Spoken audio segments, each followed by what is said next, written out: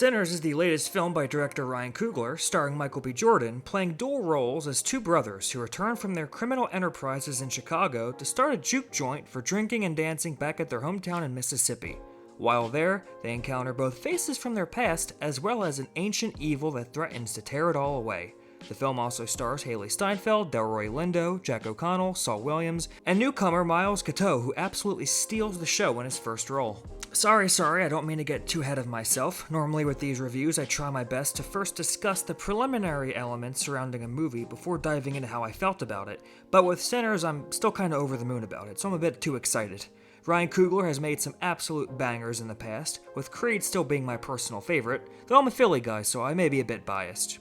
Now, he's certainly no stranger to genre filmmaking, but Sinners is an entirely original story, not being based on previously written material, and in the year of our Lord 2025, that is a rarity.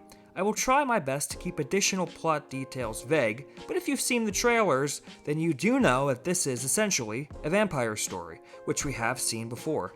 Admittedly, my biggest fear surrounding the movie was that it would be a beat-for-beat remake of From Dusk Till Dawn. If you've seen it, then you know what I'm talking about. However, the talent both in front of and behind the screen was enough to fill me with excitement.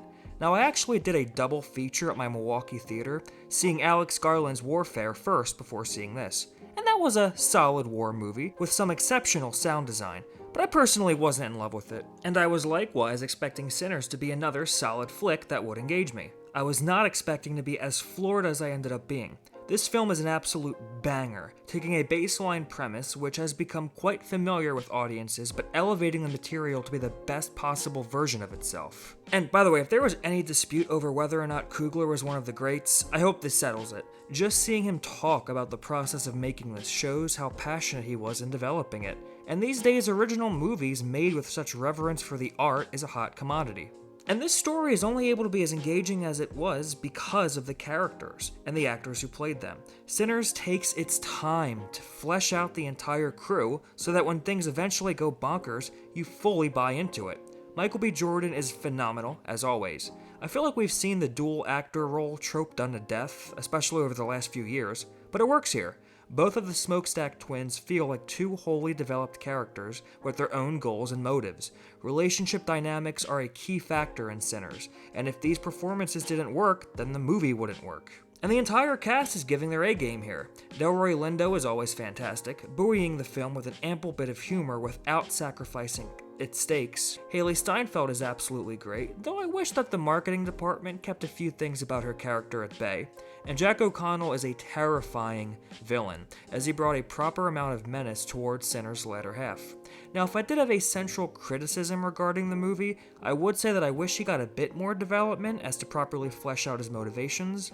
The reason for his inclusion into the plot does tie perfectly into the story's central themes.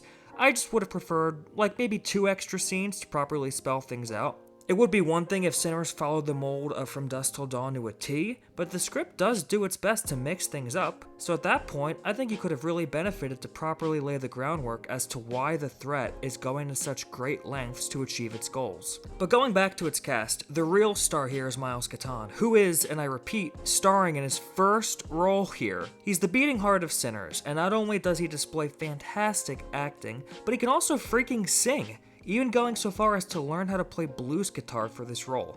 I could spend the entirety of this video talking about how great he was. Honestly, a revelation, and one who I hope to see in more roles to come. Now, I saw this thing in ultra screen, still not 100% sure on what exactly that entails, and I sat dead center in the audience just soaking it all in. This movie looks and sounds great, with its cinematography and soundtrack elevating Sinners' already solid material.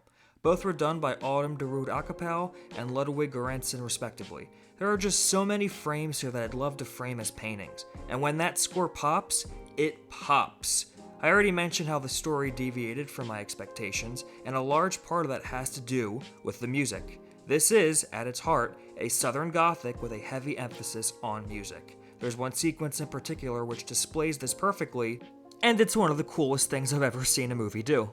So guys, I'm not going to waste any more of your time. As filmgoers, we are absolutely starving for some good original content, and director Ryan Coogler has given us one of the best vampire stories we've seen in years.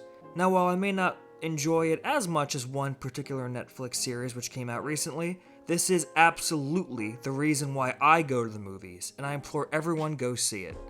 Sure, I do wish that the villain was properly fleshed out a tad more, but still, this is one of the greatest horror movies I've seen in the last decade, and let's just say 2025 films have a lot to live up to. I'm gonna give Sinners an A.